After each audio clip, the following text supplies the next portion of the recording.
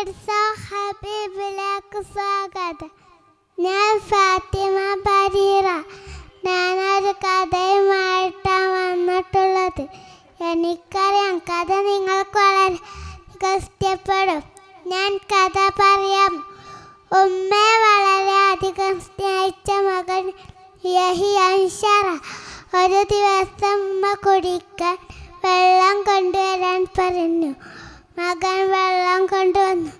പാവം ഉമ്മ അപ്പോഴേക്കും ഉറങ്ങിപ്പോയി. ഉമ്മയെ ഉണർത്തുന്നത് ശരിയല്ലെന്ന് മനസ്സിലാക്കിയ മകൻ ഉമ്മയുടെ അരികത്ത് നിന്നു. നേരം വൈകിയാണ് ഉമ്മ ഉണർന്നത്. ഉണർന്ന ഉടനെ ഉമ്മ മകനോട് ചോദിച്ചു, മോനെ, നീ ഇതുവരെ ഉറങ്ങാതെ നിൽക്കുകയായിരുന്നു? മകൻ പറഞ്ഞു, അതെ ഉമ്മ. ഉമ്മ ഉണർന്ന ഉടനെ വെള്ളം തരാൻ കത്തി നിന്നതാണ്. അപ്പോൾ ഉമ്മ ദുആ ചെയ്തു, അല്ലാഹുവേ, എൻ്റെ ഈ ഓമന മകനെ നന്നാക്കിയിടുമേ. ഈ കുട്ടികളെ രോഗസിതനായ ഈ മരവി റഹ്മല്ല.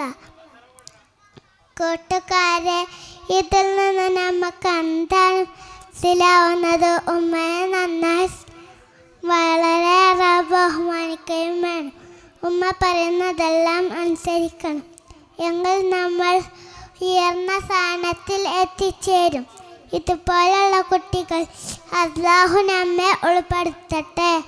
ആമീൻ.